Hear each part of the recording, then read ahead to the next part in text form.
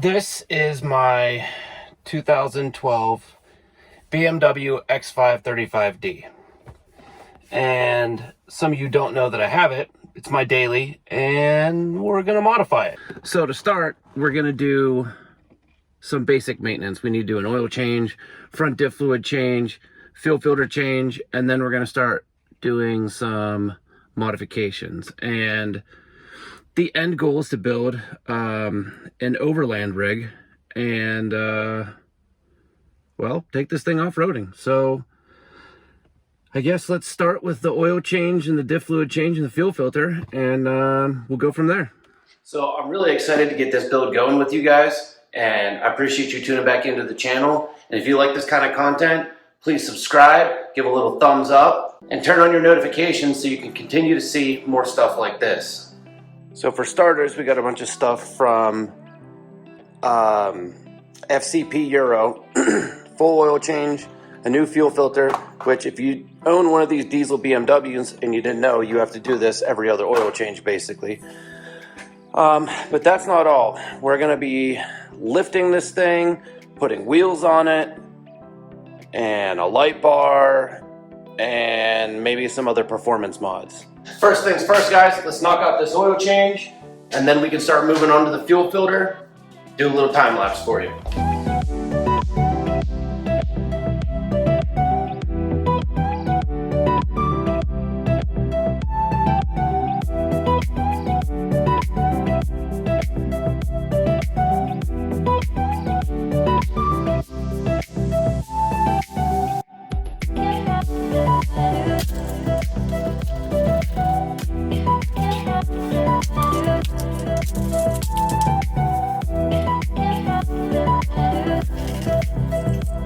So you always want to be sure and replace these O-rings that go around this. There's 3 of them. There's one there, and one there. If you don't, they will leak. Ask me how I know.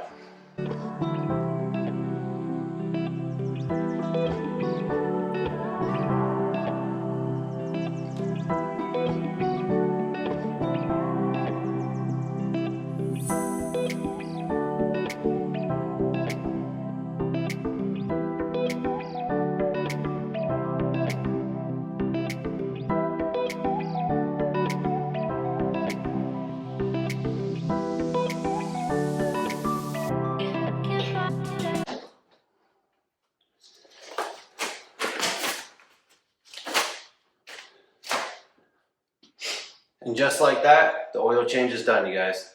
Next up, we need to do the front diff fluid. We're just gonna drain it and fill it with 600 milliliters. Any 75-90 with the GL5 will work. It has to be full synthetic. And I got this because of the squeeze bottle, or the squeeze bag. It'll actually make it a lot easier. And this bag is 946 milliliters. So we're only gonna use like 2/3 of this bag, and then the front diff will be done. So let's get that front diff done. Here I'm taking off all the under trays, getting access to the front diff drain plug so we can get the diff fluid drained. Like a lightning bolt, we will make a sound. Once all that's done, I then moved on to removing the driver's side front tire to get to the fill plug, because that is the easiest way to get to it for filling it with diff fluid.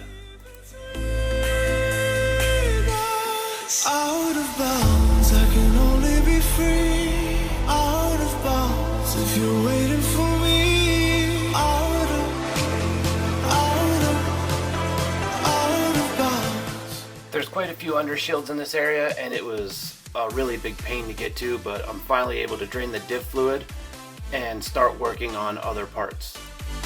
So we actually did some science, and the diff only takes 600 milliliters. This bag is 946. This bottle is 625.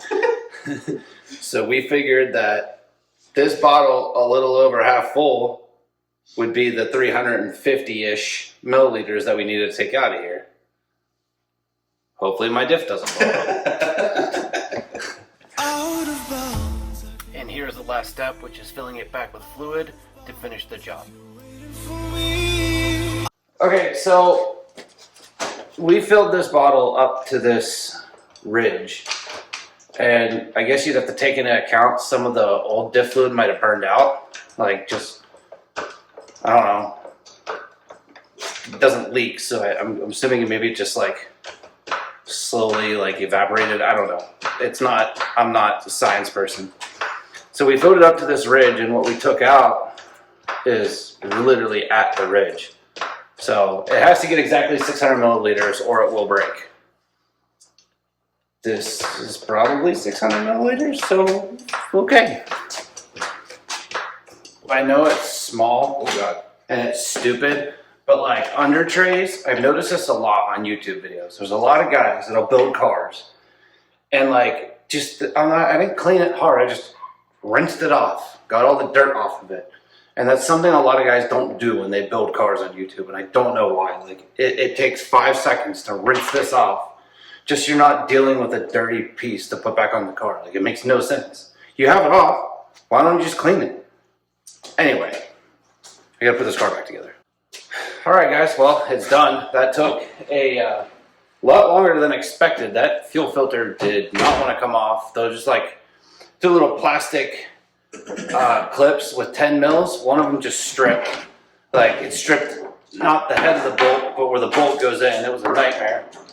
But that's all done. So in the next video, we're going to install the light bar, and I'm thinking that we're going to put, we're going to put the light bar in there. And if you look, you can see a bracket here and a bracket here, and it fits perfectly in between there.